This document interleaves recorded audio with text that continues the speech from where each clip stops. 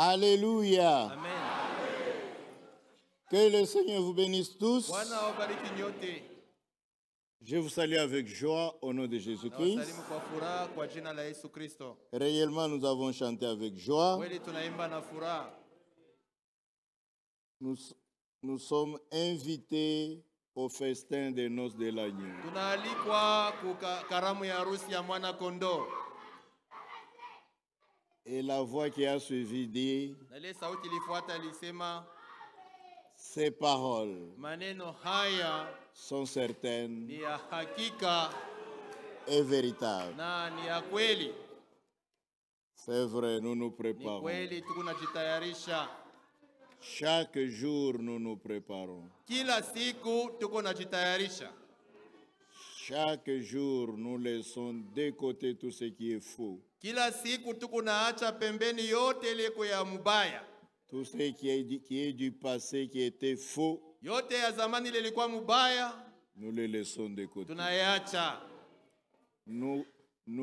Nous gardons seulement ce qui est vrai. Tuko na chunga paka ile iko ya kweli. Nous gardons seulement ce que Dieu a fait avec nous. Tuko na chunga paka ile Mungu alifanya nasi. Que le nom du Seigneur soit loué. Jina la Bwana lisifiwe.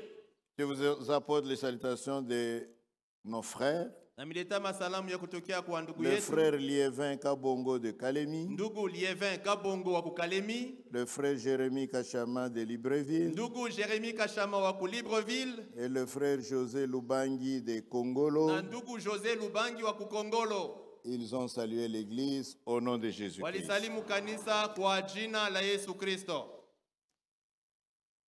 Nous avons un besoin d'interprète de Kibemba. Tunahitaji mtafsiri wa Kibemba.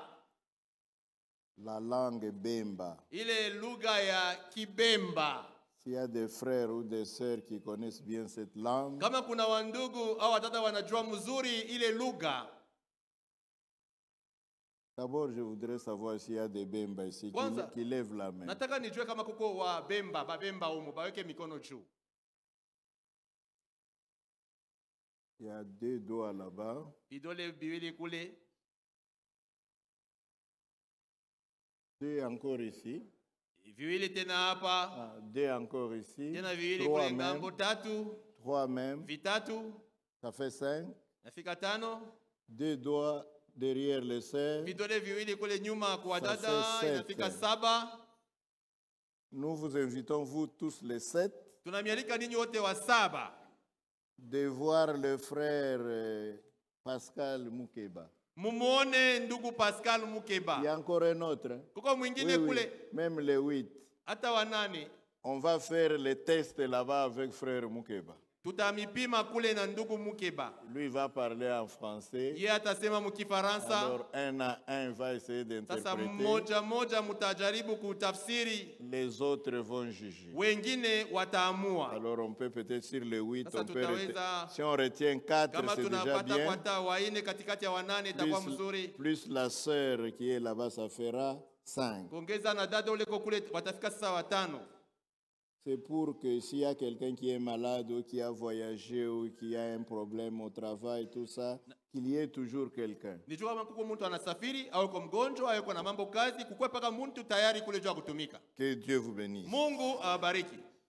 Je commence à 10h moins le quart. Minaanza na saa ya 10h moins le quart. Je vais m'efforcer pour terminer à 11h15. Najikaza juu ya kumaliza na 11h15. Pour laisser la place à frère Jean Kapima Juu ya kumwachia fazi ndugu Jean Kapima. pour la cérémonie du Juu mariage. ya sherehe ya ndoa. Maintenant, avant d'aborder toutes ces questions, Sasa kabla ya kwanza hii maswali yote, je vous prie d'abord de vous lever, ninamiomba msimame kwanza bwima, que nous lisions la parole de Dieu. tusome neno la Mungu.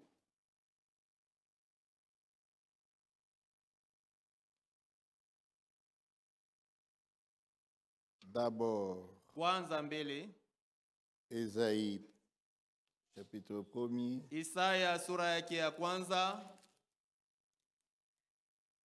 verset 18. shairi ya 18.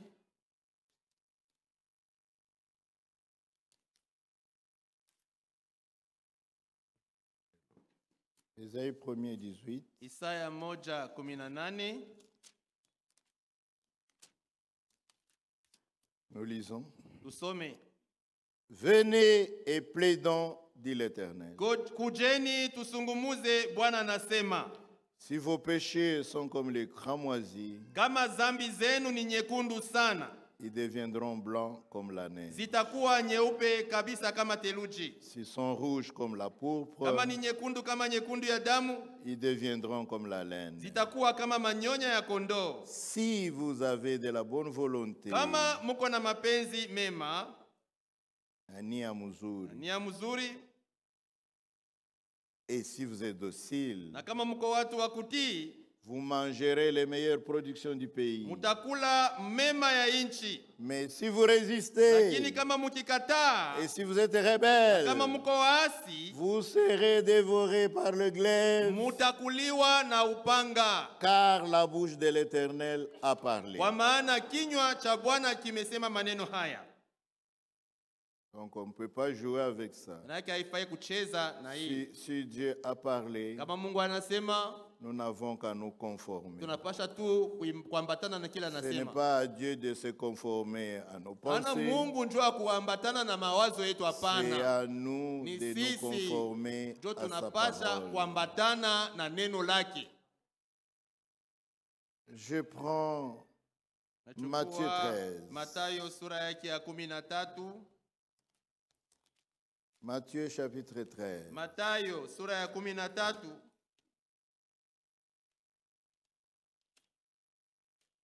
Versets 47 à 51. Shairi ya 17 hadi 51. Le royaume des cieux est encore semblable à un filet jeté dans la mer et ramassant des poissons de toute espèce. Tena ufalme wa mbinguni unafanana na makila iliyotupwa katika bahari na inakusanya kila namna ya samaki. Quand il est rempli, Wakati inajazwa, les pêcheurs le tirent. mvuvi anaikokota. Et après s'être assis sur le rivage, Na kisha yeye kukaa kule kando, il met dans des vases ce qui est bon. anaweka katika vyombo samaki mzuri, Et il jette ce qui est mauvais. na anatupa yaliyo mabaya. Il en sera de même à la fin du monde. Itakuwa hivi na kumwisho ya dunia. Les anges viendront séparer les méchants d'avec les justes. Wamalaika watakuja kutenga waovu mbali na wenye haki. Et ils les jetteront dans la fournaise ardente, Na kuwatupa katika tanuru ya moto. où il y aura des pleurs et des grincements des dents. Kule kutakuwa kulia na kusaga meno. Avez-vous compris toutes ces choses? Je, munaelewa maneno haya yote? Oui, répondirent-ils. Wakajibu, ndiyo. Votre marche, votre manière de vivre Mwenendo yenu, namna yenu ya kuishi dépendra de ce que vous comprenez de la parole de Dieu. iko katika namna yako ya kuelewa neno la Mungu. Je prends une dernière écriture. Tachukua andiko ya mwisho. C'est dans Actes des Apôtres, Ni katika Matendo ya Mitume chapitre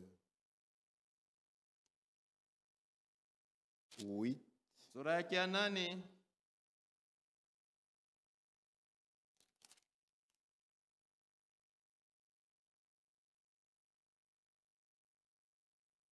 verset 26 Shairi ya 26 à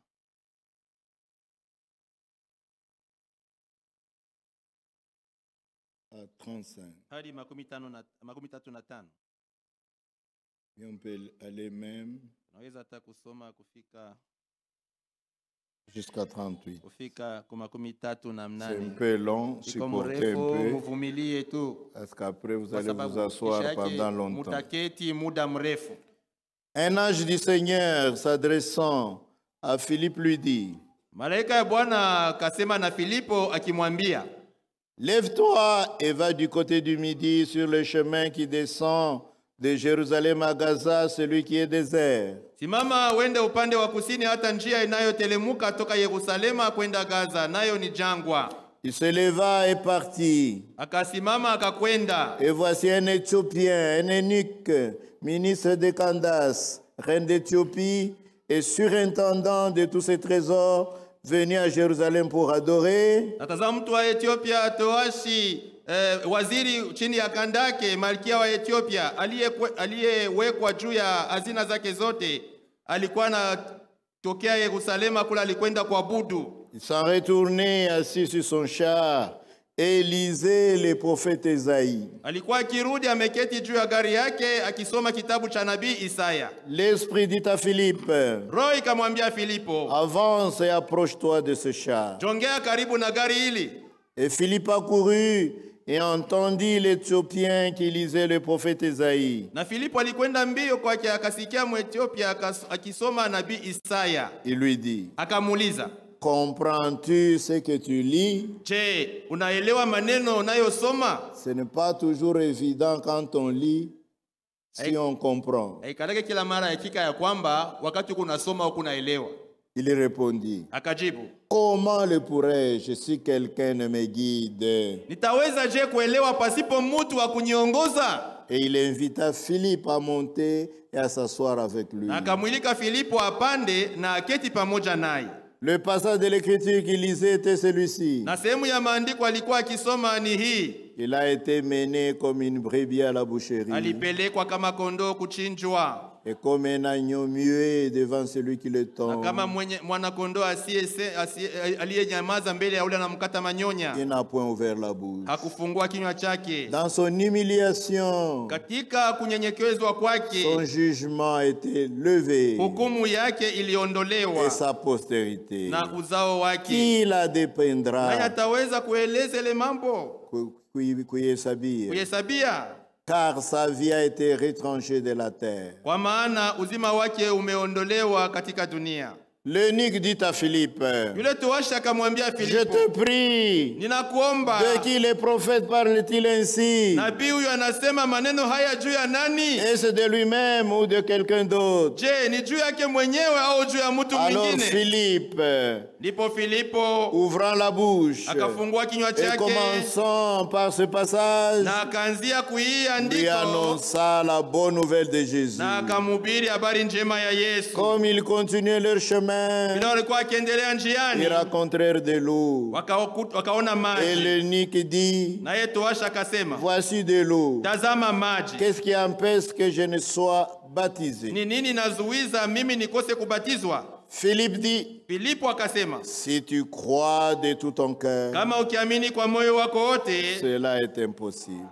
Cela est inawezekana. possible. Inawezekana. L'eunuque répondit, Towashi akajibu, je crois ninaamini que Jésus-Christ ya est le kwamba Fils de Yesu Dieu. Kristo ni mwana wa Mungu. C'est le genre de questions qu'on pose même au baptême là-bas. Jo maswali hivi Crois-tu na kule réellement? kubatizwa. Je, unaamini kweli Crois-tu qu'il est le kweli? Fils de Unaamini ya Dieu? kwamba ni mwana wa Mungu? Crois-tu qu'il est mort pour Unaamini ya toi? kwamba alikufa kwa Il a versé ajili son yako? sang pour ôter ton Alimwanga péché. damu yake juu ya kuondoa Si dhambi de tout zako. ton cœur, Kama kwa moyo wako tu wote réponds oui, je le unajibu, crois, ndiyo ninaamini et vile, tu seras baptisé. utabatizwa Et Dieu changera ta vie et ton na cœur. Mungu atabadilisha maisha yako na moyo wako. Amen. Amina. Il fit arrêter le char. Akaamuru gari isimame. Philippe et l'eunuque descendirent tous deux dans l'eau. Filipo na ule mtowashi wakashuka wote wawili Et katika maji. Philippe baptisa Na l'eunuque. Filipo akambatiza yule mtowashi. Que le Seigneur ajoute toutes ses bénédictions Mungu aongeze baraka zake à la lecture de kwa sa sainte usomaji parole. wa neno lake takatifu. Asseyez-vous. Mnaweza kuketi.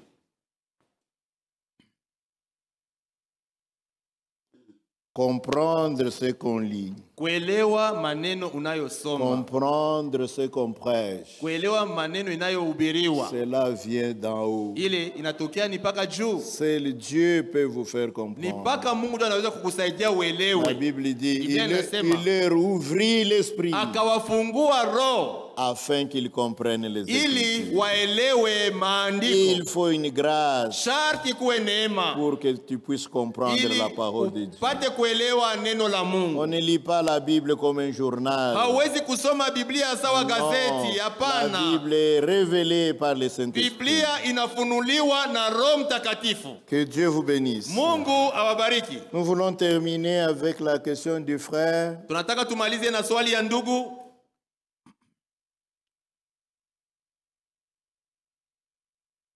Où il a parlé de chapeaux, je Alisema pense. mambo ya mashapo, Oui. kofia.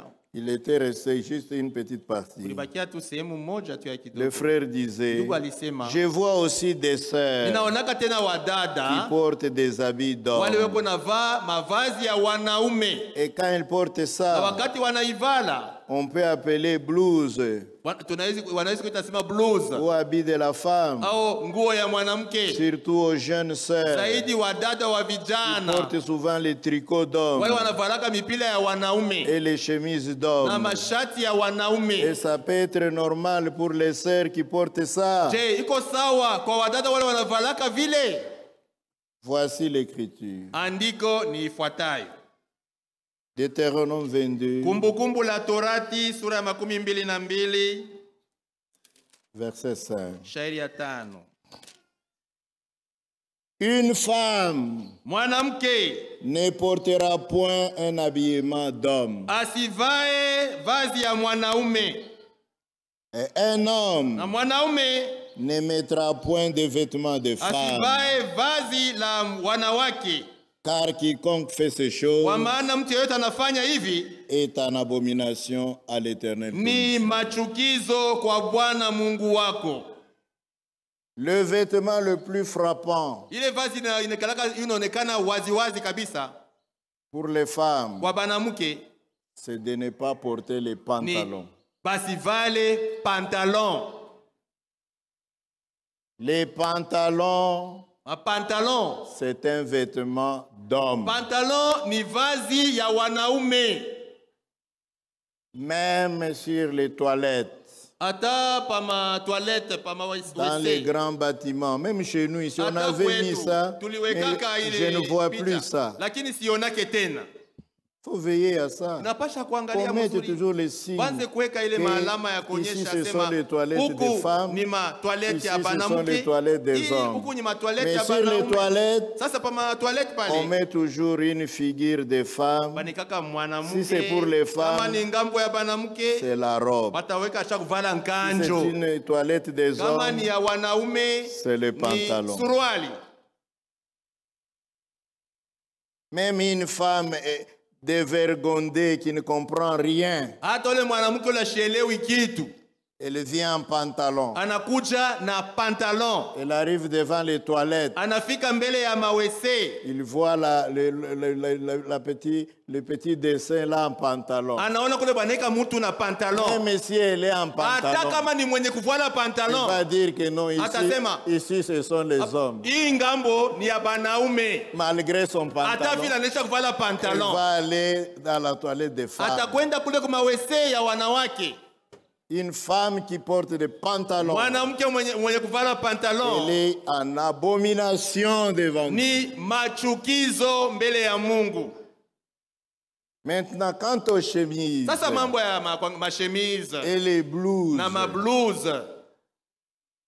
il faut regarder deux fois napasha uangalie mara mbili pour savoir si c'est une chemise de femme juu ou tue kama d'homme. ni shati ya wanaume au ya wanawake. Les chemises des hommes Mashati ya wanaume ont les boutons à droite, mabuto yayo nikalaka kuume,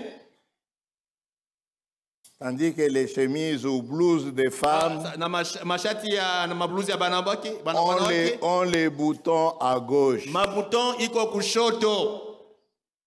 Maintenant, toi, il ne faut pas seulement regarder de loin Sasa et ushangalie dire tu mbara que non, sema, oh, elle porte une chemise des anavala hommes. shati ya Non, wanaume. Hapana. pour les femmes, Kwa wanawake les boutons sont à gauche. mabuton iko kushoto. Et toi, homme, Na wewe si tu mwanaume, vas dans les habits kama d'occasion, unaenda kuza nkombo, tu vois une belle chemise, unaona shati na les kupendeza, boutons à gauche, lakini buto iko c'est kugosha, pour les femmes. ile shemizi ni ya banamuke. Même les vestes. hata makoti. Les femmes aussi portent des Wanawake vestes. na wanavalaka makoti. Les boutons des vestes des femmes Mabuto ya makoti ya wanawake sont à gauche. iko kushoto. Tandis que les boutons des hommes, Mabuto ya wanaume c'est à droite, ni kuume. comme vous le voyez. Hivi mnaona hapa. Les tricots. Mipila. Même les tricots. Hata mipila yenyewe.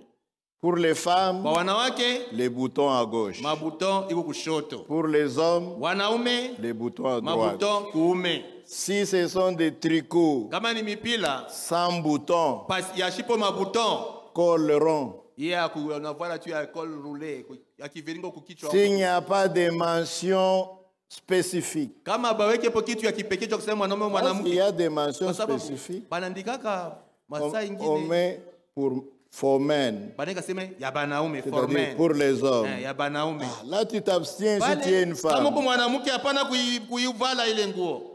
Mais s'il n'y a pas de Lakini, mention Kama spécifique, abandike po kitu.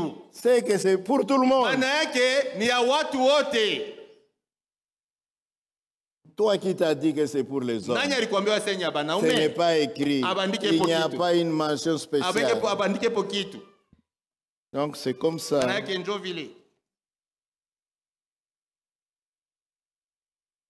Si ta femme Kama mke wako vient du marché, anatokea elle kusoko, voit la blouse moya bien, elle porte une mais bonne on a blouse, ma et toi bouton tu pour vois droite. que les boutons sont à droite. Tu l'appelles Unamwita, discrètement. Chérie, viens, je vais te mpendo akuta montrer. nikwambie. Non, Tu vois, ku droite. les boutons sont Aina à ya droite, banamuke. c'est pas un habit de femme. Ça vile mini iko munene haita Oh, moi je nienea. suis un peu gras, ça ne va pas me Patie convenir. yo ata petit frère. Donne-le même au petit frère. Parce que c'est pour les hommes. Juni ya banaume. C'est ça. Ndio vile. Il y a donc une manière de remarquer Kuna ça. namna ya kuvumbula ile. C'est tout. C'est une simple question. Ilikuwa ni swali tu rahisi. On passe. Tupite kwingine.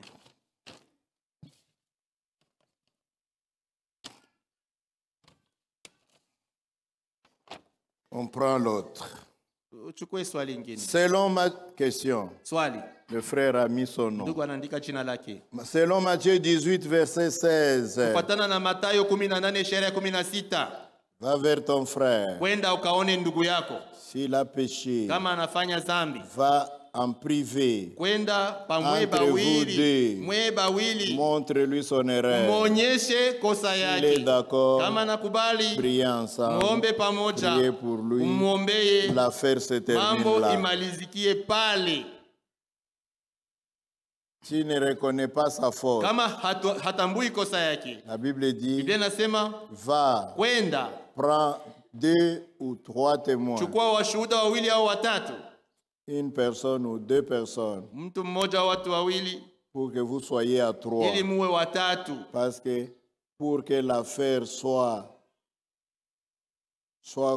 compris comme telle, il faut qu'il y ait 3 personnes, Sababu inabidi kuwe watu watatu. 3 témoins. Washuhuda watatu.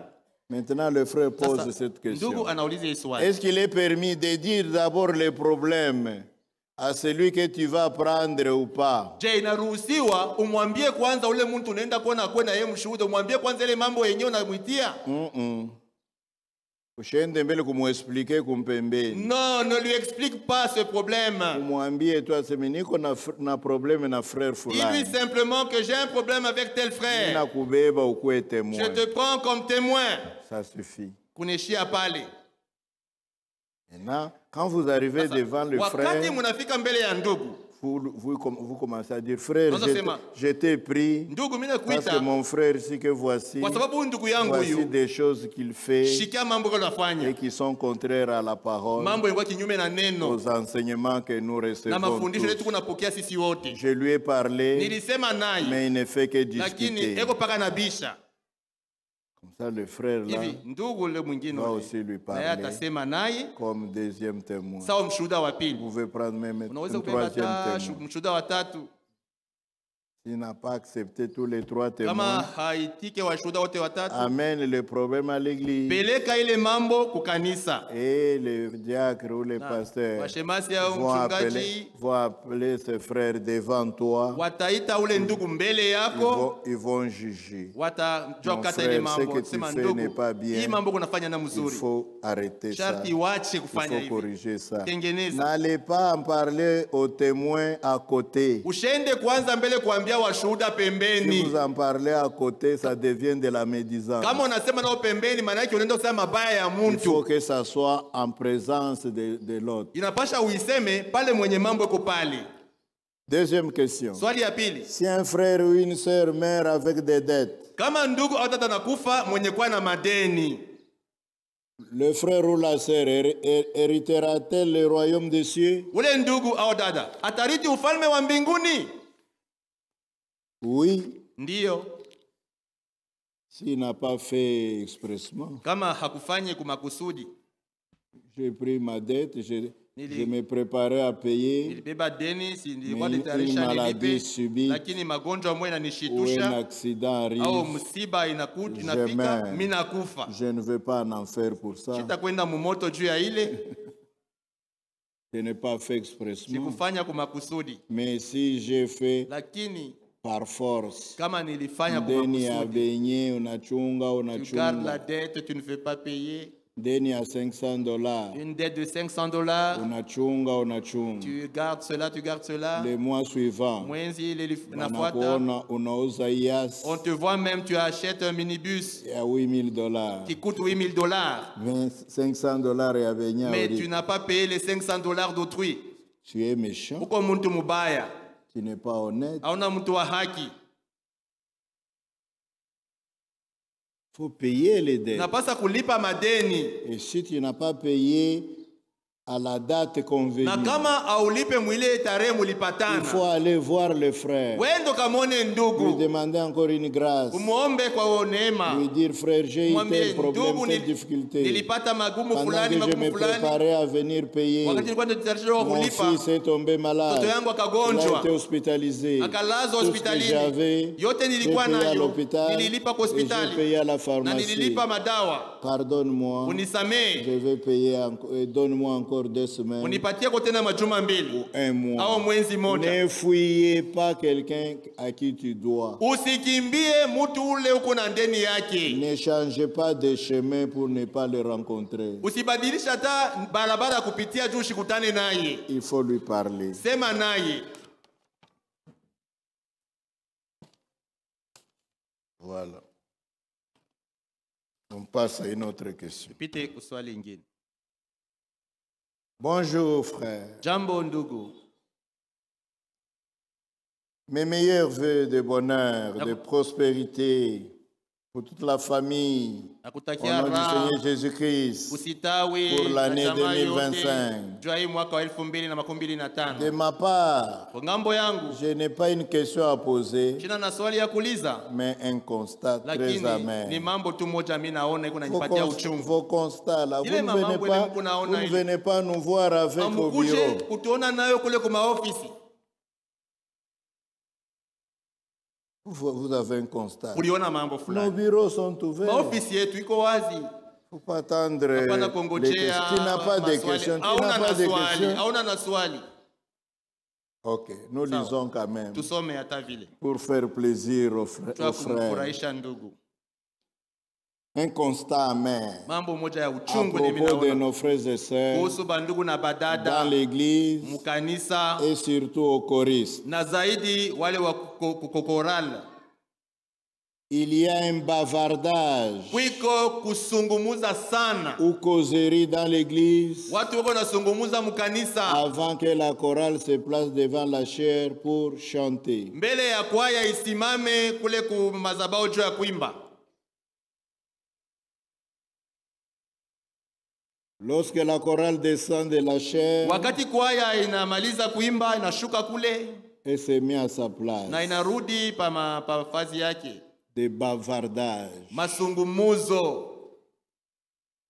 J'espère que ce ne sont pas les Les croyants de cette église, ce sont les nouveaux. Natumania kwamba haina waamini wa mkanisa lakini ni watu Parce que wapya. dans l'église, il peut y avoir aussi beaucoup de nouveaux. Kwa sababu mkanisa mnaweza kuwa tena watu wapya Mais wengi. ce qui est juste, Lakini kitu kizuri, quand vous traversez la porte là-bas, ukitambuka tu mulango, vous cherchez calmement une place où s'asseoir, unatafuta mkimya nafasi ya wewe kuketi, vous priez, unaomba debout ou assis, mwenye kusimama bwima au mwenye kuketi, et pendant qu'il n'y a encore rien dans l'église, na wakati ya kujaanza kitu mkanisa, vous pouvez ouvrir votre Bible, unaweza kufungua Biblia yako, commencer à lire, unaanza kusoma en attendant que quelque chose ne commence. mkongojea kitu fulani kianze mkanisa. J'avais dit ceci, frère Mouemba, il est encore sorti. J'avais dit ceci. Nilisemaka hivi, Avant qu'il n'y ait une première note de musique, mbele hata ya kwanza kuimba kichombo chochote, soit des flûtes comme nous en avons ici, flûte, soit de la chorale, au kwaya qu'on nous kuimba, mette un ancien enregistrement sans parole, mutuwekeye manyimbo ya zamani ya sans parole, tout doucement, pole pole tu, pas avec un boum boum hapana boum na boum, nguvu, hapana, calme, ya kimya calme. tu, ya kimya Comme tu. ça les gens Hivi watu entrent, wanaingia, ils cherchent une place, wanatafuta fazi, ils prient. wanaomba, Pendant ce temps-là, ile muda ils ile peuvent lire wanaweza kusoma leur Bible. Biblia yao. Que chaque mère Kila mama ait son bébé. akuwe na mtoto yake Ce n'est mchanga pas le mikono. moment de se passer les bébés dans Haina saa l'assemblée. ya kwanza ukaburiana babebe mkanisa, hapana. Que tout soit calme. Yote kwe kimya. Les gens sont dans la méditation. C'est ça la Njoo méditation. kutafakari kule. Ce n'est pas vos musiques là, Haina de muziki yenu méditation. au meditation. C'est ça la Njoo méditation. kutafakari Les kule. gens méditent. Watu weko na Ils tafakari. sont en présence de Weko Dieu. katika uwepo wa Mungu. Bientôt Dieu va Bado leur kidogo parler. Mungu atasema nao. Donc, si le constat est véritable, Kama hii mambo ndugu aliona ni ya je n'ai kweli. pas souvent le temps d'être là pendant ce Shikalake temps-là. wakati nyingi je suis nasaa dans mon kuja bureau. mwile saa mine kalaka ni muofisi yangu. Ne faites pas du bruit dans la maison de Dieu. Musifanye makelele munyumba ya Mungu. Hata shindano inaanguka mukanisa. Même si une aiguille tombe dans l'église, Bantu bote que batashikia. tout le monde entende le Parce bruit de que la normalement, aiguille. munekalaka Parce que l'église kimya. il doit avoir un calme absolu. C'était ça aussi, les frères qui disent, Je voulais le oh, croire. Pazamani, Pazamani. Dans le C'était temps, ça aussi, Pazamani. Joville aussi c'était. Bakeni barikuwaka toujours Les frappé visiteurs étaient chaque fois kwa ile frappés kimya par ce calme-là, Il ce respect. silence, ce respect iko batoto ya qui est Mungu dans les enfants de Dieu. avant que le culte proprement Mbele dit ya ne commence. ibada yenyewe yanze. Aux uns aux autres, nous disons Pamoja na wengine tunasema de corriger, mutengeneze le de mambo, changer, mubadilishe, de respecter la maison de Dieu. mheshimie nyumba ya Mungu. Deuxième constat, parce que lui, il n'a Mambo ya que, pili il n'a que aliona, des yeye constats. ni mambo tu aliona. Et troisième, Ya tatu, même quand la chorale quitte l'estrade hata wakati kwaya inatoka kule kumbele et les rentre, inarudi pa mafazi ya faites en sorte que vous rentrez aussi calmement fanya kwamba murudie tu et que mukimya, tout le monde na soit toujours watu wote calme. wakwe paka kimya. 3. Ya tatu, Pendant les cantiques de louange, wakati ya nyimbo za sifa, et même des fois Na au wakati moment de ingine- la prédication, wakati ya mahubiri, ici je donne une correction. hapa niko nanyolosha. Tous les cantiques, ce sont les cantiques de louange. Mamimbo yote ni mamimbo ya sifa. Ata munaimba pole Même si vous pole, chantez doucement, ata munaimba même si mbio vous chantez mbio, rapidement, ata munaimba na même si vous ngoma, chantez avec le tam-tam, ata munaimba ya même si shipo vous chantez sans ngoma. tam-tam, Mimbo tous les yote cantiques ni nyimbo sont ya des kumsifu cantiques Mungu. de louange.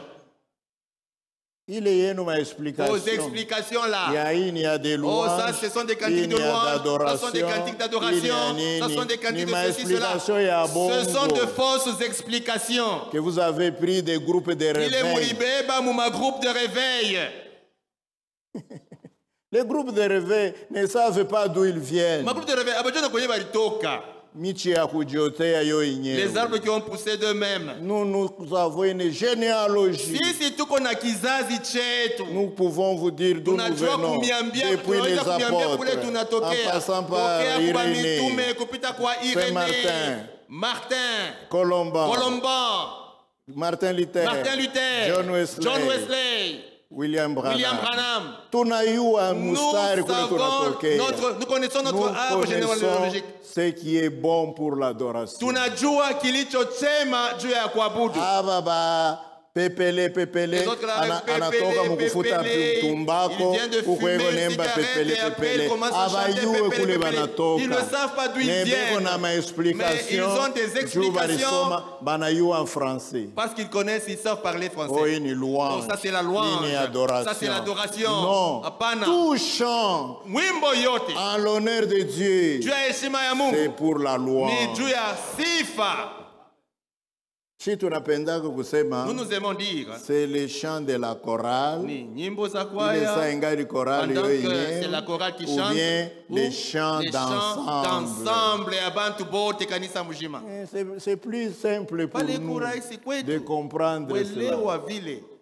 Maintenant, le frère Sasa dit, ndugu anasema même pendant ce temps-là, hata mwile wakati ile les gens parlent watu wako nasungumuza comme s'ils étaient sasa dehors. kama walikuwa nje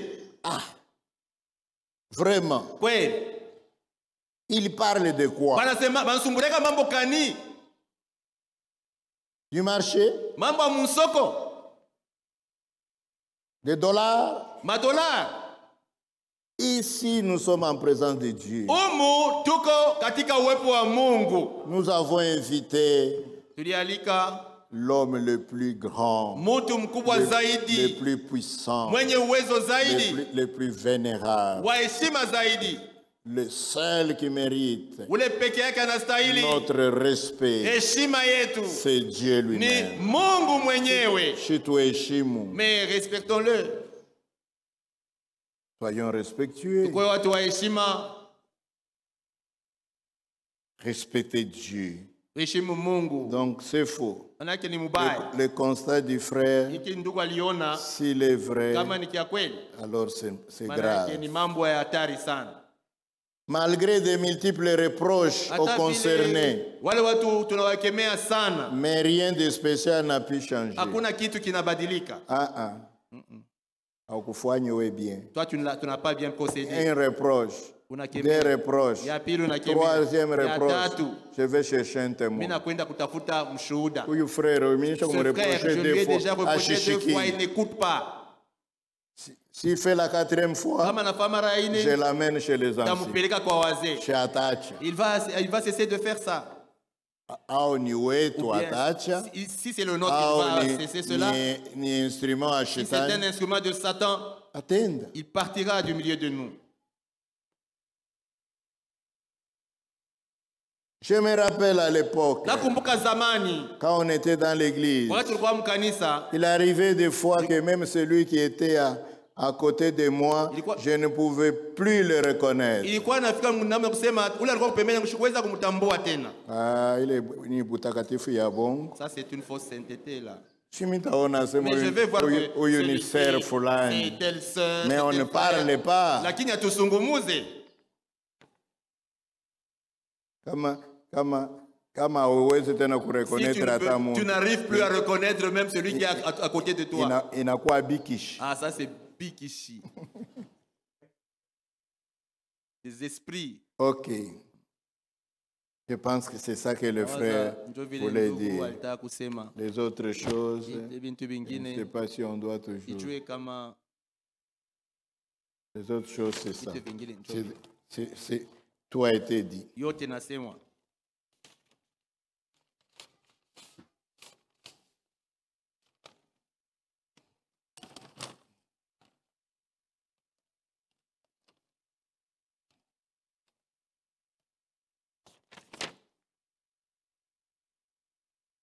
Ça, j'ai déjà répondu. Je pense qu'il était resté quelque chose.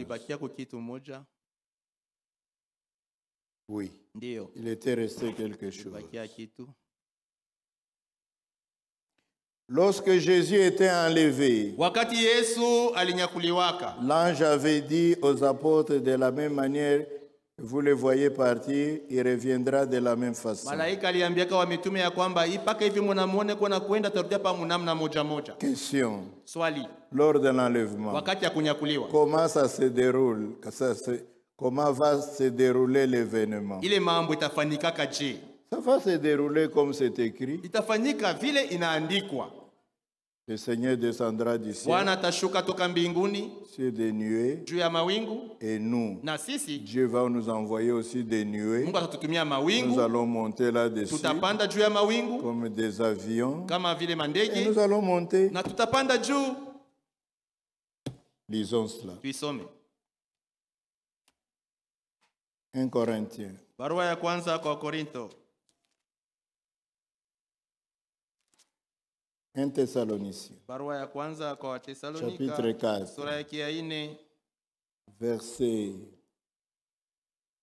16. shairi ya Car le 16. Seigneur lui-même Kwa maana Bwana a un mwenyewe signal donné.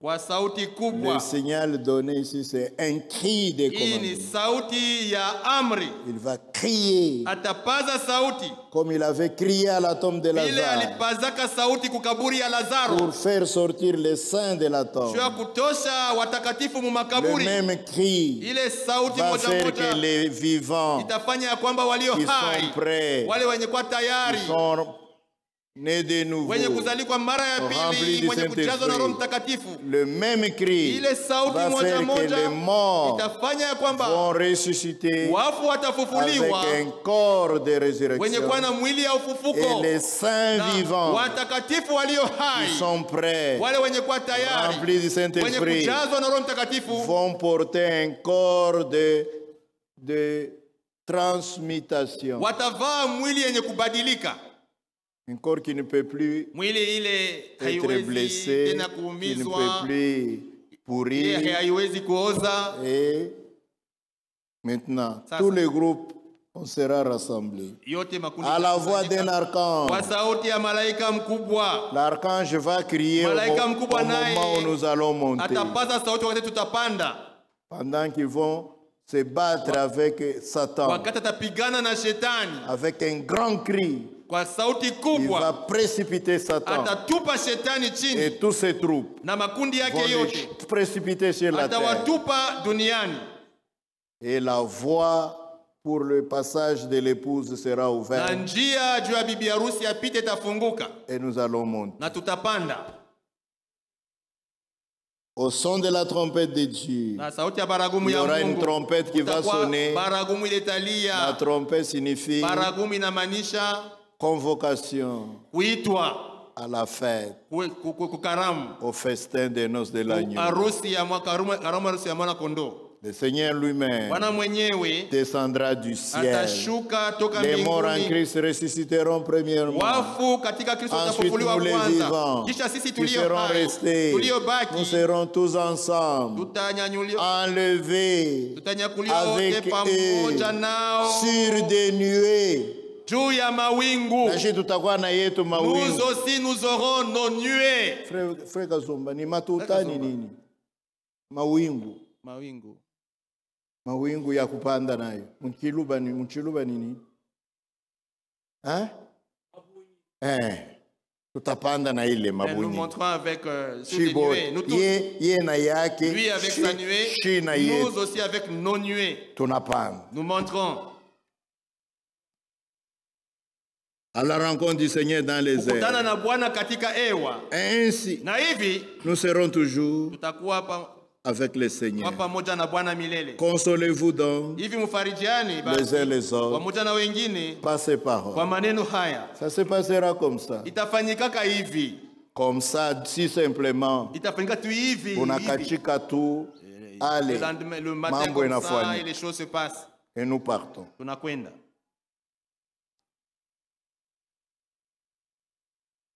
Et c'est le Seigneur, bon, Attends, les cris des commandements ile sauti ya pour amri les saints qui dorment jua watakatifu et wenye ceux qui seront kulala en vie. na wale watakuwa Qui hai. va les donner? Nani Et c'est atatoa le ile Seigneur sauti? lui-même Ni Bwana ou mwenyewe un ange? au ni malaika? Non, la Bible Hapana, dit le Biblia Seigneur inasema, lui-même. Bwana C'est écrit comme mwenyewe. ça, Ndio non? hivi inaandikwa. Car le Kwa Seigneur maana, lui-même. Bwana mwenyewe. C'est le Seigneur Ni lui-même. Bwana mwenyewe. L'archange Malaika lui va mkubwa crier à son yeye tour naye atapaza sauti un kungambo cri de yake. guerre. Sauti ya Parce que vita. les anges Kwa fidèles sababu wa malaika qui waaminifu seront avec wale Michel, watakuwa pamoja na Mikaeli l'archange, ule malaika et mkubwa Lucifer, na de son Lucifero côté avec ngambo tous les yake démons, pamoja na mapepo mchafu ils wote vont se battre là-bas dans les airs. watapigana vita mule katika hewa.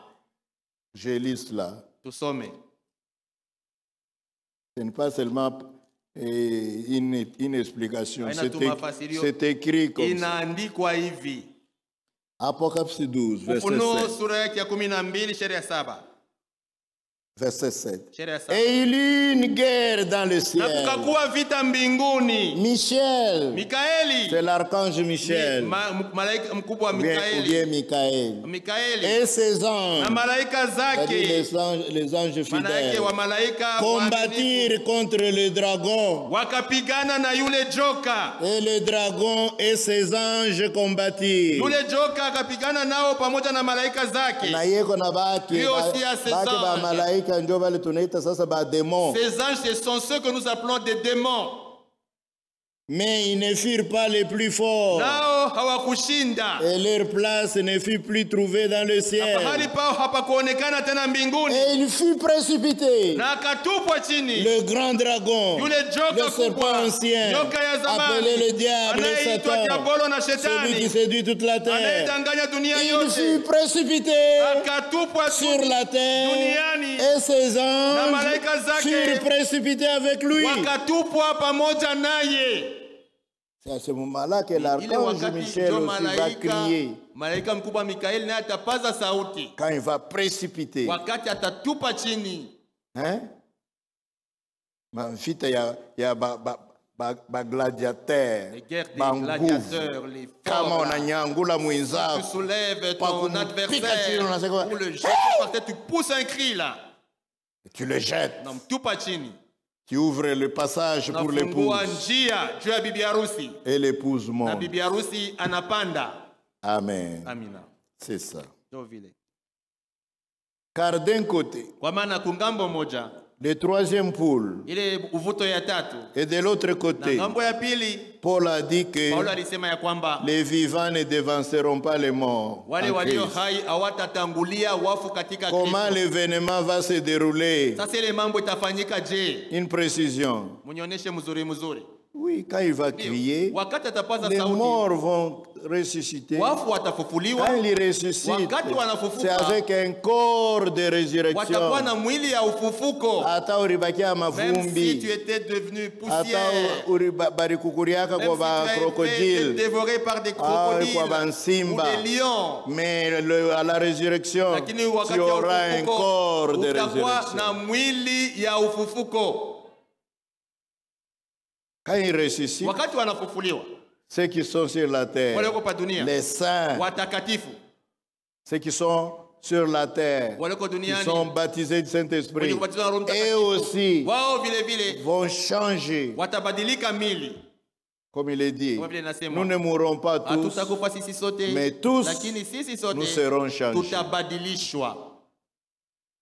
Ça va se passer sur la terre. Itafanyika pa dunia On hapa, va se voir. tutaonana, On va se voir avec eux tutaonana nao avant de nous rassembler. kabla ya Parce qu'il dit, kukusanyika, kwa sababu anasema nous irons ensemble. tutakwenda pamoja. Nous allons nous rassembler. Manake On tutakusanyika, va se voir. tutaonana. Ce sera une belle occasion Itakuwa de voir wakati mzuri d'abord, avant d'aller au ciel, de voir nos bien-aimés encore étant sur la ya terre. kuona bapendwa betu wakati tungali pa dunia hapa De les reconnaître, na kuwatambua, même s'ils ont changé hata de kama corps, wanabadilisha même mili, s'ils sont devenus hata tous kama jeunes. wanakuwa wote wa vijana, Mais nous les lakini reconnaîtrons. tutawatambuaka. Si tu les vois et tu les Kama reconnais, unawaona c'est que toi unawatambua, aussi tu maana yake iras. na weye utenda. Les autres ne verront Wengine rien. hawataonaka kitu. Amen. Amina. C'est tout. naisha.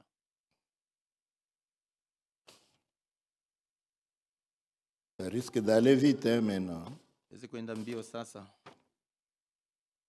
J'ai encore 45 minutes. Ningali na badakika 15. Bien-aimés frères, Ndugu mpendwa, je vous salue. nakusalimu Dans le nom de notre Seigneur katika Jésus-Christ. jina la Bwana wetu Yesu Kristo. J'ai des questions Niko na pour maswali lesquelles je verrai avoir des ili réponses. napenda nipate Voici majibu. ma première question. Swali yangu ya kwanza ni Dieu a-t-il créé le mal? je, Mungu aliumbaka ubaya? Certainement non. Hakika hakuumba ubaya. Tu as déjà la réponse? Shuko na jibu. Car Dieu est Kwa amour. sababu Mungu ni mapendo. Alors, Sasa, d'où vient le mal? ubaya unatokea wapi? Pourquoi tant de souffrances Kwa dans le nini monde? kuna mateso mengi Quelle est duniani? l'origine du mal? Ubaya unatokea wapi? Aïe, aïe, aïe, aïe, aïe. Le mal Ubaya n'est pas une création. haukuumbwa, hapana. Je prends d'abord quelques écritures avant d'expliquer. Nachukua kwanza maandiko mbalimbali mbele Je ya prends kufasiria. Jacques, Twende katika Yakobo. chapitre 1, Yakobo sura yake ya kwanza, verset 13. shairi ya 13. Que personne, lorsqu'il est tenté, ne dise « c'est Dieu qui me tente ». Mtu yeyote wakati anajaribiwa asiseme ya kwamba ni Mungu ndio anamjaribu. Dieu ne peut être tenté par le mal. Mungu hawezi kujaribiwa na ubaya. Et il ne tente lui-même Na personne. tena Mungu hajaribu mtu hata moja. Nous avons deux mots qui se ressemblent. Tuna matamko mbili nafanana, Tenter kujaribu et éprouver. na kupima. C'est presque la même chose. Iko tu karibu tu sawa Mais sawa. Dieu peut Lakini éprouver son Mungu enfant. anaweza kupima mtoto yake. Kumpatia shida moya Lui fulani. donner une certaine difficulté. Mais Dieu ne peut Lakini pas vous tenter avec le mal. Mungu hawezi kukujaribu kwa ubaya, hapana. Kama anakueprouve na njala. Si t'éprouve par la faim. Njala ina La nzala. faim c'est pas un péché. Mais Lakini Mungu hawezi kukutumia mwanamke wa bunji Dieu ne peut pas t'envoyer une femme nue juu akukupima. pour te tenter, Non. pour te Dieu tenter. ne Non. peut pas faire ça. Mungu hawezi kufanya Ça c'est vile. Satan. Ni shetani anafanya vile. C'est Satan qui est le tentateur. Shetani njo mjaribu. Mais Dieu éprouve ses enfants Lakini Mungu anapimaka watoto yake pour voir s'ils sont fermes juu ya dans la kuona foi. kama uweko imara katika imani. Ndio. Dieu ne peut être tenté par le Mungu mal. hawezi kujaribiwa na Et il ubaya. ne tente lui-même Na personne. Mungu hawezi kujaribu mutu. Mais quand chacun est tenté, Lakini wakati kila mtu anajaribiwa, mais chacun est tenté quand il est attiré kila mtu anajaribiwa wakati anavutwa et amorcé, na kukokotwa, kulamushwa par sa propre convoitise. na tamaa yake mwenyewe. La convoitise est en toi. Tamaa iko ndani yako. Puis, Kisha la convoitise, tamaa lorsqu'elle a conçu, wakati inapata mimba enfante le péché. inazala zambi, Et le péché, na zambi étant consommé, ikikwisha kufanyika produit la mort. inazala mauti. Ça, c'est une première écriture. Hii ni andiko ya kwanza.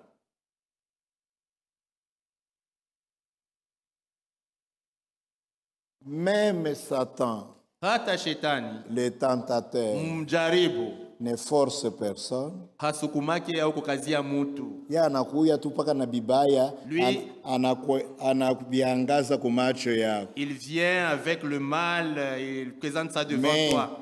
convoitise yo iko mwako. Mais la convoitise, elle est en toi. Ndio roho yako inaenda. Maintenant, c'est ton cœur là qui commence à battre. Unaweza kupasula hata Tu vitrine peux ya même magasin. frapper, briser la vitrine d'un magasin. Mais Satan, c'est pas lui qui t'a pris par Mais- la main uende ukaiba. Ana shetani Ouais, alikubeba kwa mkono moya. aseme pour que tu ailles voler, c'est de Ta propre toi-même. convoitise. Tamaa yako we mwenyewe. Deuxième écriture. Andiko la pili. 2 Chroniques Mambo ya siku ya pili 19, 19 verset 7. shairi ya 7. 2 Chroniques Mambo ya siku ya pili 19, sura ya 19 verset 7. shairi ya 7.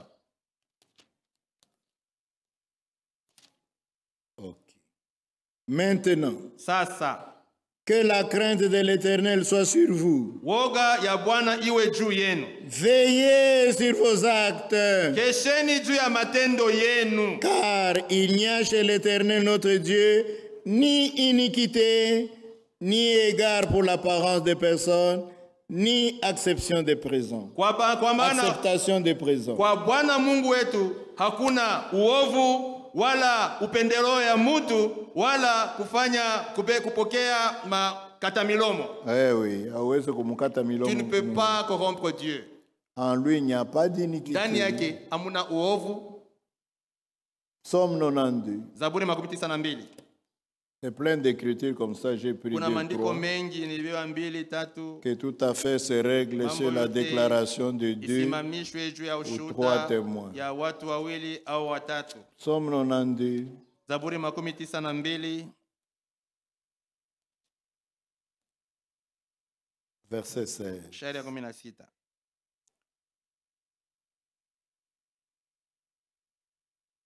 Pour faire connaître que l'Éternel est juste, Juu ya kujulisha ya kwamba Bwana ni wa haki.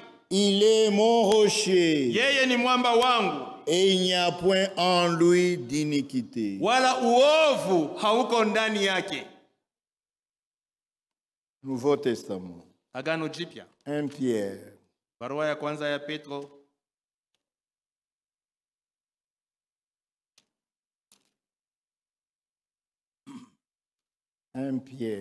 barua ya kwanza ya Petro, chapitre 2, sura yake ya 2, verset 22. shairi ya 22.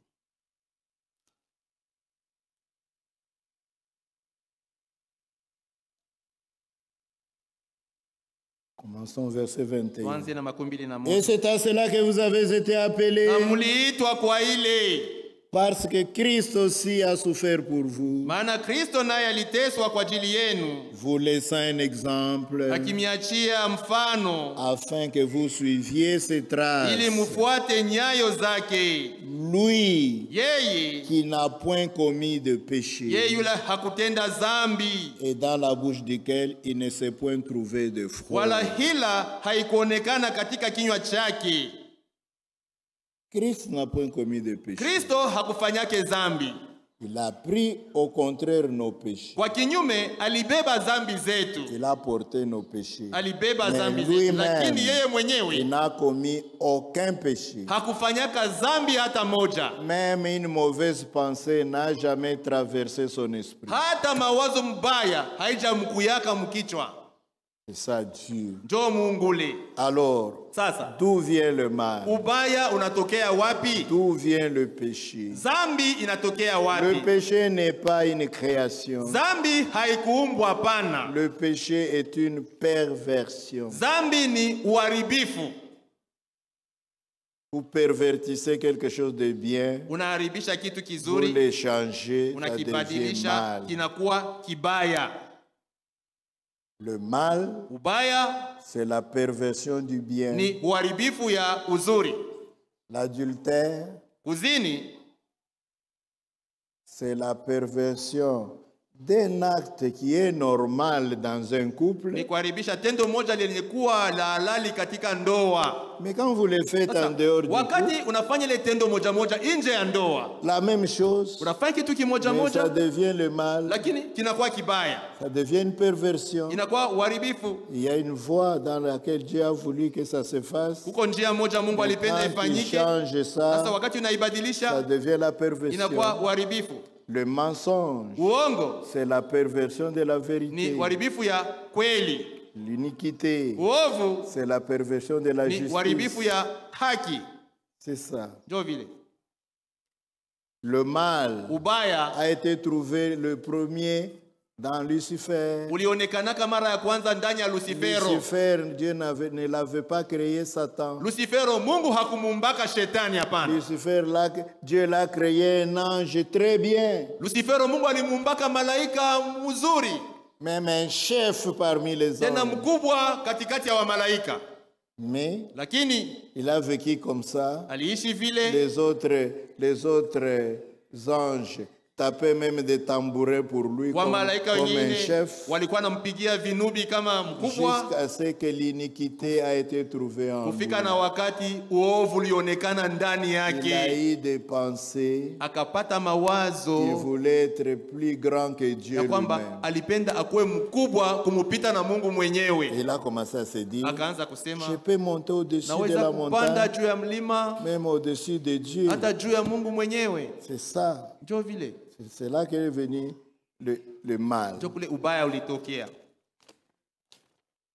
Le péché ou le mal, c'est une perversion. Zambi au ubaya ni kubadilisha, kuharibisha. Deuxième question. Swali ya pili, Dernièrement, le serviteur qui a prêché nous a enseigné qu'il existe 4 types de vie. mashiko ya Mkongo, mhubiri ule alihubiri alitufundisha kwamba kuko uzima ya aina 4: Vie des plantes, uzima ya miti,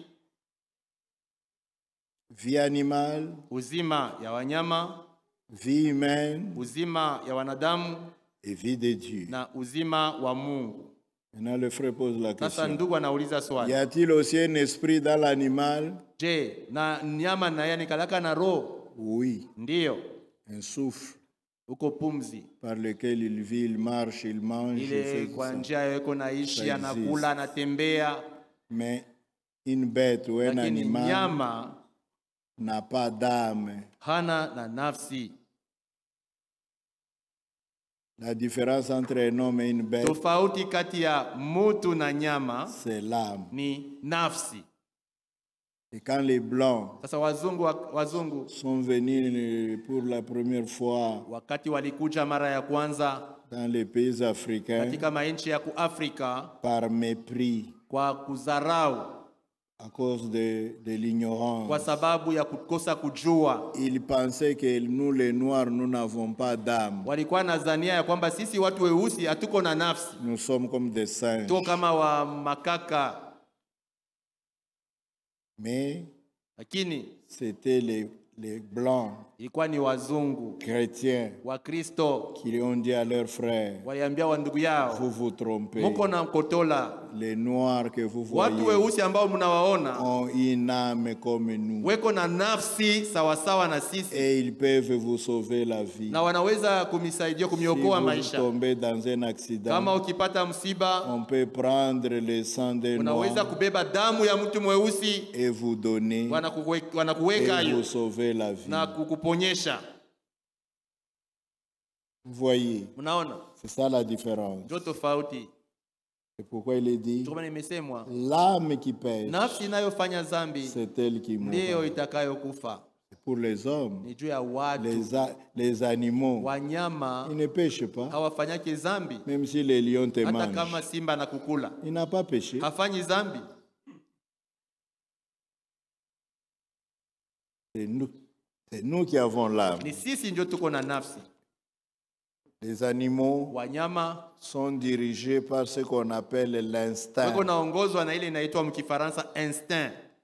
C'est-à-dire, Maana yake pour s'abriter contre la pluie, njoo kukimbia mvua, ils font des trous. biko nafanya Ce sont mashimo. les oiseaux. Kama ni Ils wandege font des nids. wanafanya visangala, Et ils font cela des millénaires et des na millénaires. banafanyaka vile miaka C'est ya toujours les mêmes tangu nids, zamani, ni c'est mpaka kile toujours les kisangala mêmes kyabo trous. kile, ni mpaka ile shimo C'est moya par moya, l'instinct. ni kwa instinct.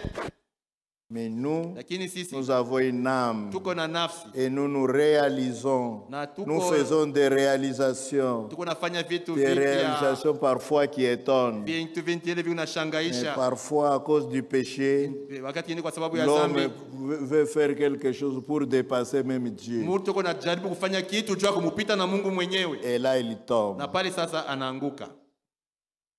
L'homme est composé de 3 parties. Mtu yako na vipande vitatu: L'esprit, roho, l'âme et le nafsi na corps. mwili. Maintenant, Sasa ça c'est 1 Thessaloniciens 5, hii ni 23. Watesalonika wa kwanza Lorsqu'une 5:13. personne croit au Seigneur, Wakati mtu anaamini Bwana, est-ce que la personne reçoit le salut dans tout son être? je, mtu anapokea wokovu C'est-à-dire katika mtu l'esprit, pote, maana yake katika l'âme roho, katika et le nafsi corps. na katika mwili. Ça, Tu veux nous amener dans la théologie. Unapenda kutuingisha mu theologie. Le salut Wokovu intéresse particulièrement l'âme. inahusu kwa upekee nafsi. C'est l'âme Ni qui est nafsi sauvée. ndio inaokolewa. Et quand l'âme est sauvée, Na wakati nafsi inaokolewa, ça commence à se répercuter inaanza kuwaleta dans sasa l'esprit. matokeo katika roho, dans le corps. katika mwili. C'est pourquoi, Ndio kwa quand maana vous êtes sauvés, kama unaisha wakati vous unaokolewa, entrez dans une autre phase qu'on appelle la phase de la unaingia sanctification. mkipande kinaitwa cha utakaso. Pour vous débarrasser Tupate kuachana de toutes les mauvaises, les vieilles na ile habitudes madesturi yote ya zamani que ya vous mbaya aviez dans le ilo monde. likuwa kana wewe mudunia, Et vous vous na sanctifiez uko najitakasa aussi des œuvres de la chair. kumatendo ya mwili Parce que vous êtes kwa sauvés. sababu unaokolewa. 2 Corinthiens chapitre 7 Barua ya pili kwa Wakorinto sura ya 7 verset 1. shairi ya kwanza. Ayant donc de telles promesses, bien-aimés, Basi tukiwa na mahadi ya namna hii wapendwa, purifions-nous tujisafishe de toute souillure de la chair et de l'esprit, kwa uchafu wote wa mwili na wa roho, en achevant notre sanctification tukitimiza utakatifu wetu dans la crainte de Dieu. katika kuogopa Quand Mungu. l'âme est sauvée, Wakati nafsi inaokolewa, maintenant, sasa ça se répercute dans l'esprit ile inakuwa sasa na inaanza et dans kutenda na pa et dans roho le corps, na pa mwili, en écoutant la parole. kusikia neno, Parce que vous êtes sauvés. kwa sababu La nishaokolewa. parole vous dit que ça c'est faux. Neno nakwambia kwamba Et hiki ni vous criez, kibaya, Seigneur, na unalia comme Bwana, c'est la vérité, hivi ni kweli, enlève ça. ondosha kile kitu, Et le na Seigneur Bwana l'enlève. anakiondosha. Mais si vous aimez les Lakini choses, kama unapenda kile kitu, vous aimez les choses dans votre esprit, unapenda vitu katika roho le yako, Seigneur ne va pas les enlever. Bwana hata viondosha. Vous dites que vous êtes sauvés. Unasema unishaokolewa, Maintenant, vous aimez voir les femmes nues. unapenda pa kuona banamke washipo mavazi, Vous aimez ça. unapendaka kuona Comment vile. Dieu va enlever? Sasa Mungu ataviondosha je? Il faut d'abord haïr ça. Sharti mbele uchukie vile vitu. Seigneur, Sema je ne Bwana, veux pas ça. sitaki Ôte hivi cela de vitu, moi. uviondoshe ndani Il yangu. va l'enlever. Ataviondosha. C'est ça. Ndio vile. On passe. Tupite.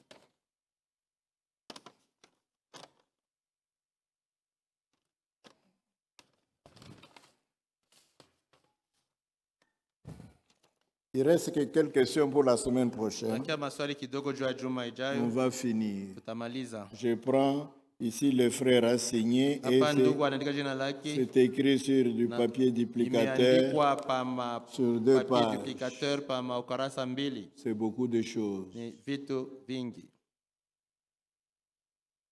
Bonjour frère Kimé, de prime abord, bonne et heureuse année 2025 à vous et aux 3 anciens. Jambo ndugu Kime, kwanza mbele namitakia heri juu ya hii mwaka mpya wewe na wazee watatu. Merci. Asante. Que Dieu nous bénisse Mungu seulement. atubariki tu. Si Dieu nous bénit, Kama Mungu anatubariki, l'année sera bonne. mwaka itakuwa Mais si vous dites seulement bonne, njema. bonne Lakini année, kama nasema tu heri Si juu ya Dieu ne mwaka, fait rien. kama Mungu hafanyi kitu, ce ne sera pas bon. mwaka itakuwa mzuri. J'ai ces quelques questions dont je voulais avoir des éclaircissements à l'aide des écritures bibliques. Niko na hii maswali, nataka nipate mwangaza kupitia maandiko ya Biblia. Jésus parle de ce qui va se passer lors de l'enlèvement. Yesu anasema kuhusu mambo itafanyika wakati ya kunyakuliwa. Des deux qui seront au lit, Wawili watakuwa mkitanda, l'un sera pris mmoja atachukuliwa et l'autre na laissé. mwingine ataachwa. Des deux qui seront au champ, Wawili watakuwa shambani, l'un sera mmoja pris atachukuliwa et l'autre na laissé. mwingine ataachwa. Question. Swali, Selon les mots du Seigneur kufatana lui-même, na masemo ya Bwana mwenyewe, on peut penser dans une assemblée de 100 fidèles tunaweza kuzani ya kwamba mkanisa ya waaminifu 100 se retrouver 50 enlevés et 50 ratés l'enlèvement. mutakuwa wa 50 wananyakuliwa na wa 50 hawatanyakuliwa. Non. Hapana. Ça, ce n'est pas selon les mots du Seigneur Ile haina lui-même. kufanana Ça, na masemo ya Bwana c'est mwenyewe. selon Ni toi. kufatana na weye. Il est dit seulement que Imesemwa tu ya si kwamba un homme et sa femme kama mtu na ils mke sont wake mariés, walisha si kuoana, l'un joue avec la kama mmoja parole anacheza na et neno l'autre est sérieux, na mwingine anabeba neno na l'un moyo sera wote, enlevé, mmoja atanyakuliwa, l'autre va mwingine rester. ye atabakia. Si tous les deux Kama wote sont wawili des véritables ni waamini croyants, wa kweli, tous les deux seront wote enlevés. wawili watanyakuliwa. Il n'y aura pas dit le Seigneur a dit Pakitanda, sur un lit, l'un sera laissé et l'autre sera pris. Même s'ils sont croyants. Non, s'ils sont tous de vrais croyants, tous deux partiront. Même nous tous Hata ici, sisi wote hapa. si vous faites attention, Kama unafanya si vous prenez à cœur ce qu'on vous prêche beba na moyo wote tunamhubiri, ici, nous tous nous serons enlevés. Il n'y a pas de problème. c'est l'incroyant qui va rester. Ni mtokuamini ndio atabakia. Le croyant va partir. Na muamini atakwenda. Même s'ils sont mariés et femmes. Hata kama ni mume na mke. Si l'un n'est pas croyant, kama mmoja ana muamini, il va rester. Atabakia. C'est ce que ça signifie. Ndio ile inamaanisha. Ce n'est pas moitié-moitié. Haina sema itawapa kipande hapana. L'apôtre Jean, Mtume Yohane, dans Apocalypse 10, katika Ufunuo 10, je cite. Nasema andiko. Après cela, nyuma ya ile, j'ai vu les petits et les grands nikaona wakubwa na wadogo devant le trône. Mbele ya kiti cha les livres furent ouverts vitabu vikafunguliwa, et chacun fut jugé selon ce qui était écrit. Alihukumiwa kwa kadiri ya ile inaandikwa mule. Voici ma question. Swali yangu ni fatali. Les petits dont Jean avait vu, wale wadogo ambao Yohana alionaka, ce sont des petits enfants mineurs ni watoto wadogo ou petits selon les moyens de vie? Au ni wadogo kufuatana tu na maisha? Si ce sont des mineurs, kama ni watoto wadogo, donc même les mineurs seront jugés. Manake, hata watoto wadogo watahukumiwaka? Si oui, kama ndio, de quel âge approximatif? Ni wa umri ya miaka ngapi? Donc les petits enfants seront aussi jugés. Njoo wale watoto watahukumiwa wa umri ya miaka ngapi? Non. Hapana. Les petits et les grands, wadogo na wakubwa, ce sont des positions dans la vie. Ni msimamo ya maisha. Il y a les grands, comme notre maire de la ville, c'est un grand. Notre gouverneur, c'est un grand. Le commandant de la ville, c'est un grand. Le petit grade de l'armée, je ne sais pas si c'est caporal, si c'est quoi. C'est un petit. Même s'il est barbu, ni mdogo. Ce sont des positions de grandeur dans la vie. Ya mumaisha. Tous, wote, ou qui soient pauvres, que tu sois pauvre, ou qui soient riche, tu comparaîtras. Utasambaka. C'est ça. Dans Apocalypse, Jean a vu les petits et grands devant le trône. Et les livres furent ouverts. Chacun fut jugé selon ce qui était écrit dans les livres. Question. Comment sont enregistrés les péchés des gens? Il y a des anges qui sont chargés d'enregistrer tous nos actes, bien ou mauvais, ya mzuri na ya mubaya, ou soit Dieu a une administration Mungu eko na ofisi yake na kule que les gens ne voient pas. Ile watu hawaone. Le frère est vraiment sur la terre. Ndugu kwa kweli tu pa dunia. Tout ce que vous faites, yote ukunafanya, c'est enregistré dans les grands livres de Dieu. Inakamatwa, inaandikwa katika kitabu kikubwa cha Mungu. Acceptez seulement comme ça. Quand tu seras là-bas, tu verras. On t'a dit seulement que c'est enregistré. C'est l'essentiel. Si tu ne veux pas que tes péchés se retrouvent là-bas, répands-toi et le sang de Jésus va effacer ça. Et ça ne se retrouvera plus là-bas.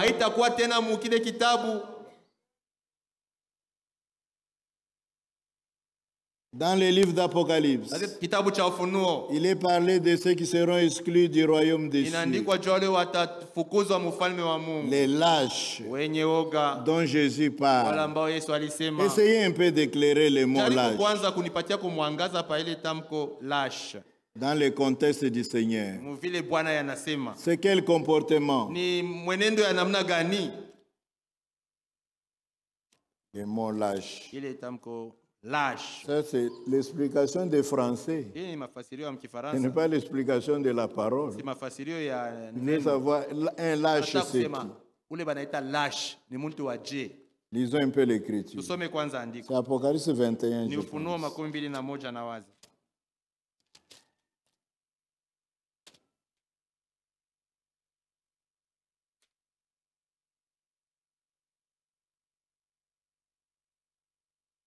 Verset 4. Shairi ya Il essuiera toute larme de leurs yeux. na atapangusa kila chozi Et katika la macho mort ne sera yao, plus. wala mauti Il haitakuwa n'aura plus tena, ni deuil, ni wala cri, ni maombolezo, douleur. wala kilio, wala Car les uchungu premières hautakuwa choses tena, ont disparu. kwa maana maneno ya kwanza yamekwisha Et celui kupita. qui était assis sur le Na trône yeye dit, anayeketi juu ya kiti cha ufalme voici, akasema, je fais toutes choses tazama nouvelles. ninafanya yote kuwa Et il mapya. dit, Akanyambia, écris, andika, car ces kwa paroles maana maneno haya sont certaines et ni ya véritables. hakika na ya kweli. Et il me dit, Akanyambia, c'est fait. imekwisha. Je suis l'alpha et Mimi ni Alfa na l'oméga, Omega, le commencement et la mwanzo fin. na mwisho. À celui qui a soif, Yeye aliye na kiu je donnerai de la source de l'eau de la vie gratuitement. nitampa ya chemchemi ya maji ya uzima bure. C'est ce qu'il fait maintenant. Ndio unafanya pa Si sasa. vous avez soif de Kama una la kiu parole, ya neno, vous avez soif de la kama una justice, kiu ya vous haki, avez soif de Dieu, kama uko na kiu vous cha avez la Mungu, crainte du mal, uko na il te kuogopa ubaya, donnera de l'eau de la source de vie gratuitement. maji ya chemchemu bure. Maintenant, celui qui Yeye vaincra, atakayeshinda, pour vaincre, il faut ya combattre. kushinda inapasa kupiga vita. Devant le péché, on Mbele ya combat. zambi inapasha kupiga Parce vita. que le péché, Kwa sababu le péché lui-même est attrayant. zambi yenyewe inakalaka na Le vuta. péché lui-même est beau. Zambi inakalaka ya Il mzuri. attire. Iko na vuta. Mais il faut Lakini combattre. inakupasa upige Faut vita, inapasa résister. kushindana nayo. Il faut résister. Pasha kushindana nayo. Sur l'avenir de la femme prostituée avec qui tu as vécu, Barabara ile ya ule ndumbo unaanza kuishi naye, qui fait même le double du chemin en contournant, ne passe plus par là. unapita hata njia mrefu jua kukatala kupita mwile njia. C'est un combat. Ni ugomvi, vita.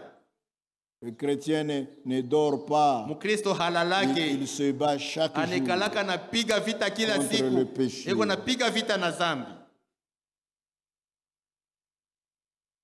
Celui qui Yeye vaincra atakayeshinda héritera ces choses. atariti maneno haya. Je serai son Nami Dieu. nitakuwa Mungu Il wake, sera mon fils. naye atakuwa mwana Mais wangu. pour les Lakini lâches, kwa wenye uoga, les incrédules, watokwamini, les abominables, wa machukizo, les meurtriers, wauaji, les débauchés, wazini, les magiciens, wachawi, leur part sehemu yao sera dans les temps ardents des feux itakuwa de katika soufre, lile ziwa linalowaka moto na ce qui est kiberiti. la seconde mort. Hii ndiyo mauti ya pili. Un lâche. Mtu waoga, lâche. C'est ule anaichika, C'est celui qui accepte kisha anachi. et puis il laisse. Celui qui met la main à la charrue Aneka mkono kujembe ya et kukokotwa. qui se détourne, qui Kisha regarde en anageuka, arrière. anatazama Il n'est nyuma. pas digne de moi. Hanistahili C'est un mimi, lâche. ni mtu wa kuachilia vitu. Dans la même Apocalypse, il Katika est ile dit, Ufunuo moja imesemwa, mieux vaudrait pour vous que vous soyez ni froid vizuri ukuwa hata baridi ou chaud. au moto, Ne soyez pas tiède, usiwe uvuguvugu, un pied dedans, un pied mkulu dehors. mwandani mguu moja nje. Non. Hapana, Soyez ferme. uwe imara. Les lâches. Wale watu wa kuacha vitu Kiswahili yao kwetu nataka ni babulembei gavana. shenubo. Lâche. Wabulembe. Unapenda kitu kisha Tu unaachilia. aimes quelque chose et puis tu lâches. Unaamini Tu kisha crois unarudia et puis tu kumkongo. retournes en Des arrière. rétrogrades, Watu wa kurudia des kumkongo. renégats. Watu wa kurudia Kitu kumkongo. ulitambua kizuri, Tu as reconnu leo quelque chose de unakiacha, vrai. Aujourd'hui tu l'abandonnes. unaambatana na kibaya. Tu prends ce Tu qui es est un mauvais. lâche. Uko mutu wa kurudia kumkongo. Alors, tu veux être lâche et hérité. Unapenda kwa wa vile kisha Ceux qui urithi. héritent, Wale wako na ce rithi sont les ni vainqueurs. washindaji.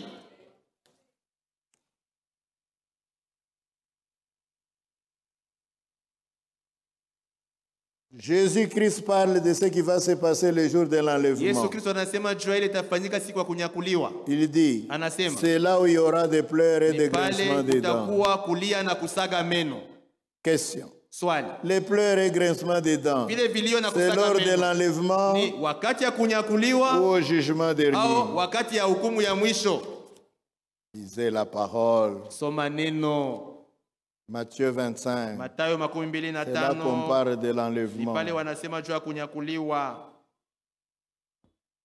Matthieu 25. Mathayo 25.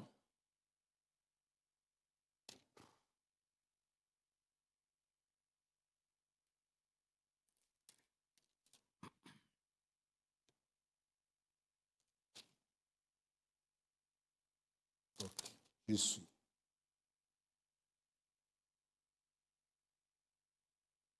Verset 10. Sheria ya 10. Pendant qu'elles allaient Na wakati en walikuwa acheter, wakikwenda kununua, quand les vierges folles wakati wa bikira qui n'avaient pas d'huile dans wapumbavu leur réservoir, hawakuwa na mafuta katika vyombo vyao, leurs lampes se sont taa éteintes, zao zikazimika, sont allés vers les sages. wakakwenda kwa wenye akili, Prêtez-nous de votre huile. tukopeshe ya mafuta Nos yenu, lampes se sont taa éteintes. zetu zimezimika. Les sages ont dit, Wakili wakasema non, hapana, nous n'en avons pas beaucoup. hatuna nayo ya Nous en kutosha, avons juste assez pour nous. tuna ile inatuenea tu. Allez chez ceux qui en vendent.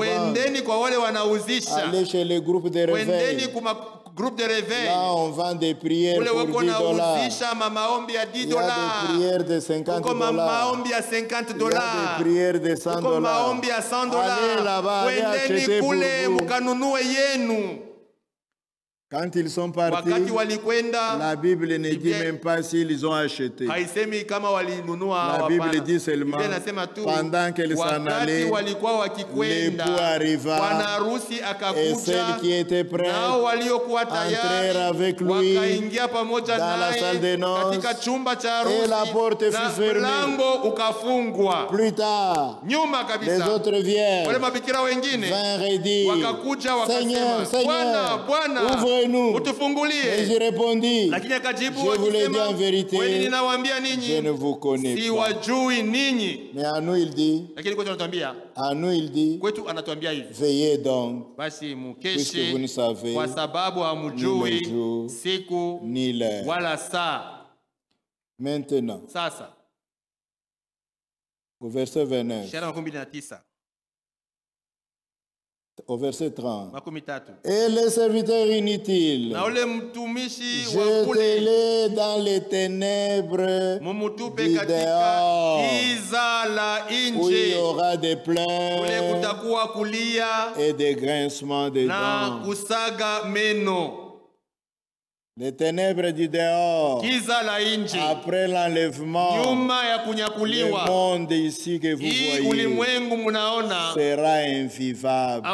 hautaweza kuishi po tena. Satan lui-même Shetani mwenyewe descendra en personne. atashuka ye mwenyewe, Il s'incarnera dans le pape, ataingia ndani ya et papa, la colère de Dieu na kasirani ya et la Mungu méchanceté de la bête. na ubaya wa ule Toutes nyama, ces choses-là vile seront vitu conjuguées vyote pour vitachangana faire que sur la na terre, kufanya ya kwamba pa ce dunia sera invivable. hautapenda kuishi. Mais les vierges folles wabikira wapumbafu ne sont pas perdus. hawapotee, Ils hapana, seront seulement jetés dans les ténèbres. watatupwa tu katika Ils giza, vont souffrir watateswa dans les pleurs et les katika grincements. kulia na kusaga Ils vont meno, subir la grande tribulation. watapita mu mateso makubwa. Mais avant les Lakini milléniums, mbele ya utawala ya miaka elfu, d'abord avant les kwanza milléniums, mbele ya utawala ya toutes miaka les elfu, vierges folles, wabikira wapumbavu wote on va les tuer. Ils Wata- seront tous des martyrs. watauawa, watakuwa wote washahidi. Mais avant le Lakini millénium, mbele ya utawala ya miaka elfu ils vont ressusciter. watafufuliwa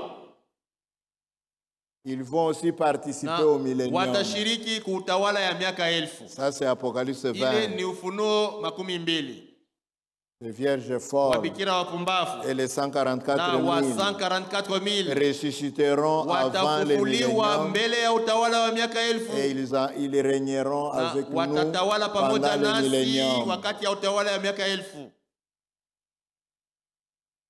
La différence, Tofauti nous, sisi Nous serons sur le trône. Tutakuwa juu ya viti. Nous serons la reine. Tutakuwa juu ya kiti cha ufalme, tutakuwa malkia. Avec le roi. Pamoja na Ce mfalme. n'est pas la reine Si malkia qui sort pour travailler dans les ule jardins. anatoka kwenda kutumika mu La bustani. reine, elle est Malkia reine. eko malkia. Tout c'est pour elle. Eko natawala, vyote ni Tout c'est vyake. pour le roi et la Vyote ni reine. vya mfalme na Les malkia. autres Wengine seront des sujets du royaume. watakuwa watu wa mfalme. Amen. Amina. Donc il y a ça. Manake Il y a ça. koko ile. Bien sûr. Bila shaka À la fin. kumwisho, À la fin. kumwisho, Après le jugement dernier. kisha hukumu ya Tous mwisho, les méchants waovu seront wote jetés dans l'enfer. watatukwa katika moto. Ils vont aussi pleurer. Watalia nao. Est-ce qu'on peut te jeter dans le feu sans pleurer? Wanaweza kukutupa mumoto lakini Ils vont hauli. aussi pleurer là-bas. Watalia kule kumoto. Mais ils vont être exterminés. Lakini wataangamizwa, Ils watauawa. mourront tous. Watakufa wote. La mort même mourra. Na lufu lwenyewe Pendant lutakufa. l'éternité, Mtawala pendant l'éternité, mumilele. il n'y aura pas les morts qui sont là-bas en train de pleurer. Amutakuwa wafu weko nalia kula pana. C'est un Milele jour sans ni fin, siku ya sipo mwisho. réservé seulement pour ceux qui ont été rachetés. Inawekewa tu kwa wale walikombolewa. Question. Swali. Sur le baptême du Saint-Esprit. Juu ya ubatizo wa Roho Mtakatifu. Quelqu'un peut être baptisé du Saint-Esprit Je, mtu anaweza kubatizwa na Roho Mtakatifu et être perdu. kisha yake apotee? Dans quel contexte? Atapotea Je namna pense que gani? cette question, nous l'avons expliquée il n'y a pas Hii swali longtemps. akujakawia tunesha kueleza hii mambo. Le baptême du Saint-Esprit Ubatizo ya Roho Mtakatifu intéresse deux sphères. inahusu vipande viwili. Il y a l'âme, Kwiko nafsi il y a l'esprit. na kwiko roho.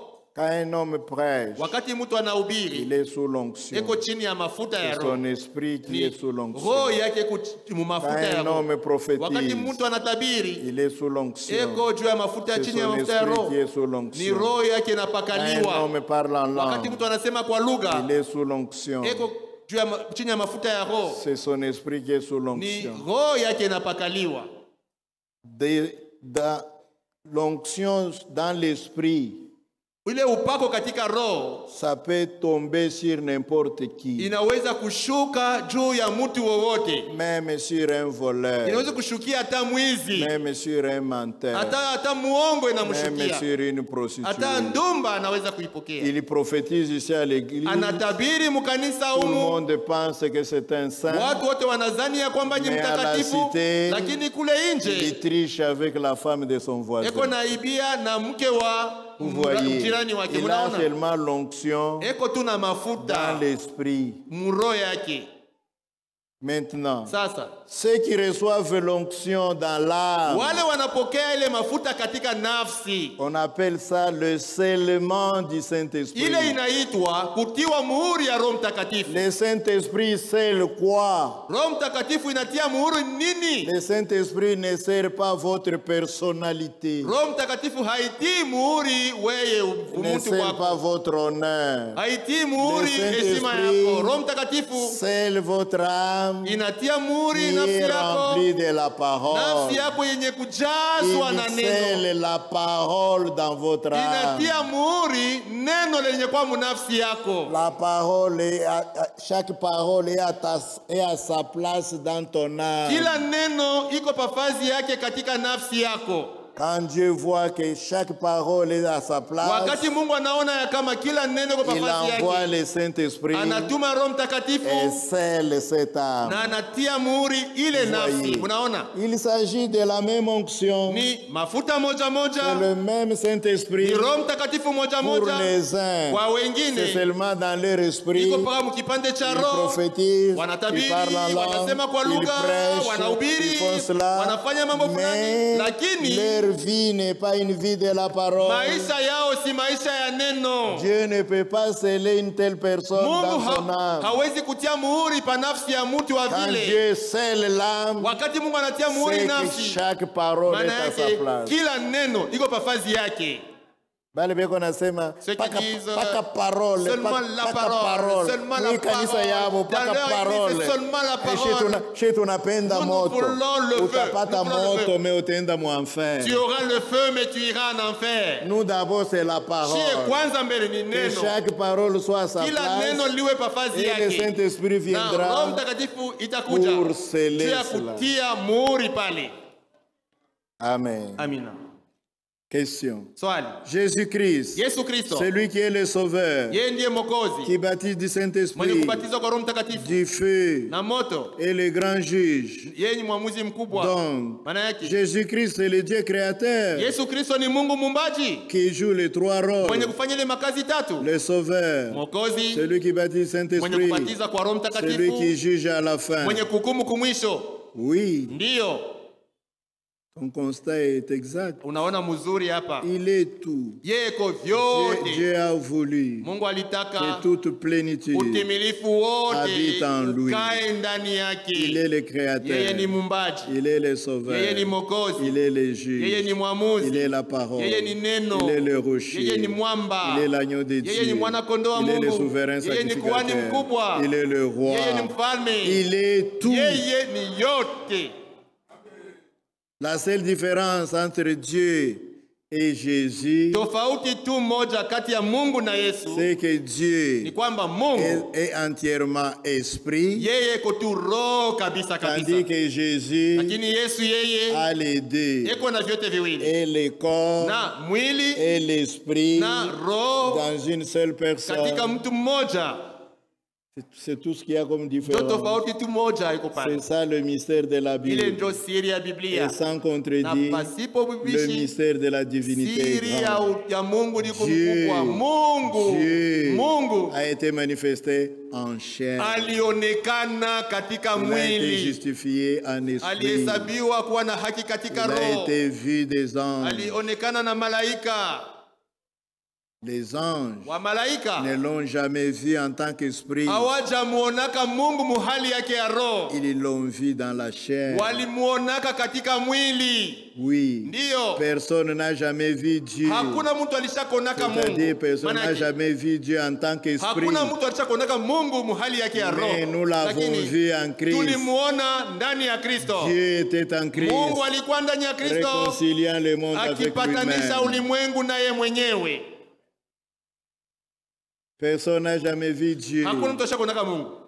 Le Fils Mwana est celui qui l'a fait yeye connaître. ndiye alijulisha Mungu. Kwa kumuyua Pour Mungu connaître Dieu, ni mpaka unamuona Yesu Kristo. il faut que tu voies Jésus-Christ. Ule alimuona Yesu Celui qui Kristo, a vu Jésus-Christ, aliona Mungu. il a vu Dieu.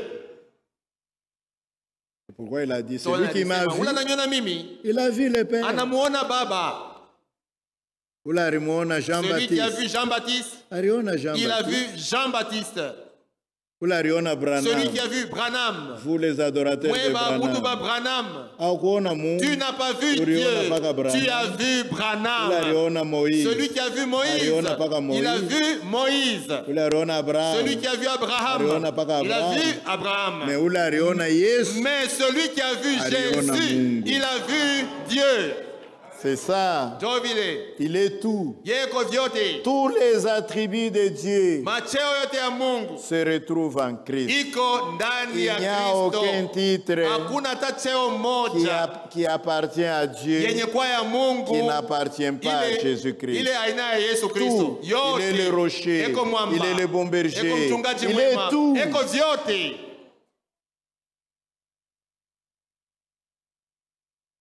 Quelqu'un peut avoir le Saint-Esprit sans le savoir? Je, mtu anaweza kuwa na Roho Mtakatifu pasipo kujua? Non, vous le Hapana, saurez. utajua. Vous le saurez. Utajua. Parce qu'il ne vient pas comme ça Kwa sababu hakujake tu hivi quand vous dormez. wakati unesha kulala. Non. Hapana. Il vient Eko nakuja souvent quand il y a wakati l'onction, nyinyi, wakati uko quand l'église mafuta, est en wakati prière, kanisa iko mu ou maombi, quand toi-même au tu es en wakati wewe mwenyewe prière. uko mu maombi, Il vient sous forme d'une puissance. inakuja na mfano ya uwezo. Maintenant, les Sasa problèmes. mambo Comment savoir utajua que je c'était ya Dieu, kwamba ilikuwa ni que ce Mungu, n'était pas Satan? haikukuwa shetani? Parce que Satan Kwa sababu aussi, shetani quand naye il vient avec son wakati yuko onction, nakuja na mafuta lui yake, aussi vient yeye avec na yeye puissance. anakujaka na uwezo.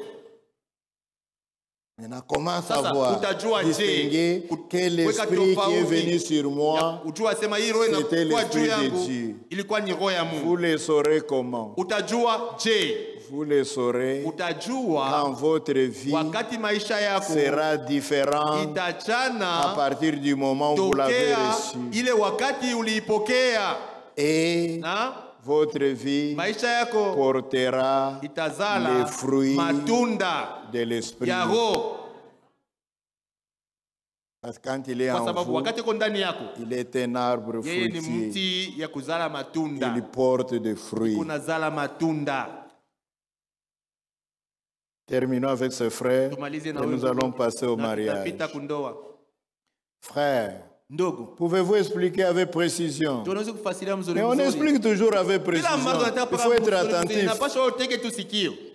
Les expériences du baptême du Saint-Esprit, Maonjo ya Roho Mtakatifu, car tous ne reçoivent pas de la même kwa sababu manière. wote hawapokeake Roho Mtakatifu Non. namna moja moja. Tous Hapana. le reçoivent de la même manière. Wote wako naipokea mnamna moja moja. Seulement, Lakini le comportement de Nani? ceux qui le reçoivent sont différents. namna pale banaipokea Il y pia en a qui tombent, il y en a qui tombent par terre. Wale beko naanguka chini, Il y en a qui prophétisent. kuna wale beko na tabiri, Il y en a, il wengine sent quelque chose, anashika kitu mais lakini il est incapable de dire même un mot. anashindwa kusema hata neno moja. Je l'ai expliqué. Je l'ai expliqué depuis Shell là-bas. Nifasirika tangu kushel kule. Nous sommes une grande famille. Tuko jamaa mkubwa. Notre papa est malade Baba à yetu ni Lubumbashi. mgonjwa kulubumbashi. Nous sommes à Sisi Likasi. tuko kulikasi. Nous avons 4 sœurs Tuko na wadada waine et 3 na frères. wandugu waine. Nous avons Watatu. envoyé l'argent, nous avons Tulituma tout fait. fedha, Nous tunafanya sommes allés yote, les voir, nous tulikwenda sommes kumuona, rentrés. tunarudi, Mais un soir, lakini magharibi moja la hivi mauvaise nouvelle habari tombe. mubaya ikafika. Papa n'est plus. Baba anakufa. Papa est décédé. Baba anakufa. Maintenant, regardez, Sasa oneni, parmi les 3 sœurs, katikati ya wale wanawake trois watatu na frères. wale wandugu wanaume le watatu comportement sera différent. watatenda munamna ya kuachana. Une Mmoja va tomber, atanguka chini, l'autre mwingine va perdre même l'esprit. atazimia. Tunaanza On kumpuputa, commence à les vanter, kufuya là, kumulamusha, chercher à le relever. mwingine L'autre anabeba paka mouchoir. prend seulement son mouchoir, commence à essuyer ses larmes. C'est tout. Kunaisha. Mais c'est le même événement. Lakini ni mambo moja moja inafika. Mais les réactions sont Lakini différentes. namna ya kila mtu kutenda inachana. Mais tout le monde le reçoit de la même manière. Lakini watu wote wako naipokea kwa namna moja moja. Ok. Sawa. Frère, Ndogo, les péchés qui défilent dans les pensées des gens mazambi ile ya mumawazo ya watu, seront aussi jugés au même titre que les péchés commis? ile mazambi nayo wataihukumu mpaka sema mazambi tu kunafanya mu matendo. Si oui, Kama njo vile, alors ça sera terrible. maana itakuwa hatari ile siku. Certaines personnes iront en enfer Watu wengine watenda mumoto à cause de leurs pensées seulement. kwa sababu tu ya mawazo yao. Votre précision. Unionyeshe kwa Si wazi wazi. oui, Kama njo vile, alors ça sera très maana grave. itakuwa hatari ile siku. Oui. Ndiyo, Vivez en sorte que ishi munamna ya kusema même vos pensées soient pures. hata mawazo yako yawe safi. Si une mauvaise pensée traverse votre esprit, Kama wazo mbaya na kukuya mkichwa, demandez grâce. omba neema. Seigneur, Bwana, je ne veux pas de cela. sitake hii Ôtez-le de mon mawazo, esprit. uiondoshe mkichwa yangu, Parce que kwa sababu les hommes watu sont ce qu'ils sont. weko kile weko. Les hommes Watu veulent agir wanapenda pour kutenda que les autres le tu voient. watu wengine wawaone, Même s'ils pensent autre hata chose, kama eko na waza namna il veut ingine, que les autres voient qu'il est saint. lakini anapenda bantu baona sema na yeye kalaga mtakatifu. Alors il fera certaines Sasa choses atafanya vitu vingine pour paraître tu saint. aonekane tu Mais dans mtakatifu, son lakini cœur, katika moyo wake Il est faux. eko mtu mubaya. Alors pour Dieu, Sasa kwa Mungu ye, ce que vous pensez kile wewe unawazaka, que c'est grand là, kile unasema ndio kikubwa pour kile, Dieu c'est rien. kwa Mungu haina ndio kikubwa. Pour Dieu, Kwa Mungu ce qui est plus grave, kia kibaya zaidi ce sont les pensées. ni mawazo. C'est ce qui est plus Ndio grave. kibaya zaidi kwa Mungu. Ensuite, Kisha yake en deuxième position, sehemu ya pili ce sont les paroles. ni masemo, Et en dernière na position, mwisho yake ce sont les actions. matendo. Mais vous, Lakini wewe vous voulez montrer seulement par les actions, unapenda kuonesha paka matendo yako, mais vous parlez lakini méchamment. huko unasema mubaya Vous pensez na mal. huko unawaza bibaya. Nos pensées Mawazo yetu crient plus fort iko nasema nguvu aux sana oreilles de Dieu, kumasikio ya Mungu plus que nos paroles, kupita masemo plus que yetu, nos actions. kupita matendo yetu. Oui, Ndiyo, si Dieu vous a fait kama Mungu grâce akupatia neema chaque jour, kila siku, quand vous priez, wakati Seigneur, kunaomba Bwana purifie-moi, même mes unisafishe pensées, hata mawazo que je yangu pense juste. nipate kuwaza mzuri, Ce sera juste envers toi et envers moi-même. itakuwa mzuri Que mzuri je kwako parle na kwangu, juste, niseme que mzuri, j'agisse nipate juste. kutenda mzuri, Sinon, ce sera grave. kama sivyo itakuwa hatari. Tous ceux qui convoitent les femmes dans leur cœur, Wale wote wanekana na tamania wanawake ils mwenyewe yao ils n'ont pas commis l'acte, hawakutenda ile tendo mubaya, mais ils iront en enfer. lakini watakwenda mumoto. Mais c'était seulement dans le cœur. Ilikuwa tu ni mumoyo. Tous ceux qui maudissent les gens, Wale wote wako na laani watu, akufwe-toi, qu'il akufwe. meurt Ils seulement, iront en enfer watakwenda mumoto à cause de leurs kwa pensées. sababu ya mawazo yao.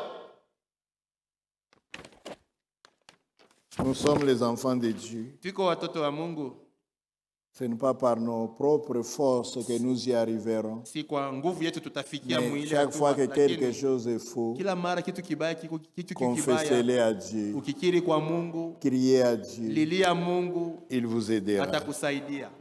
Pour ce matin, nous avons terminé par ici. Kwa leo asubuhi tunamalizia hapa. Je pense que c'est la Nawazia dernière. ya kwamba Non, il y a hapana, une question, mais je la kwa laisse swali tomber. lingine, lakini Je la laisse mimi naacha tomber. On va passer au mariage. tupite kwanza kundoa. Lèvons-nous.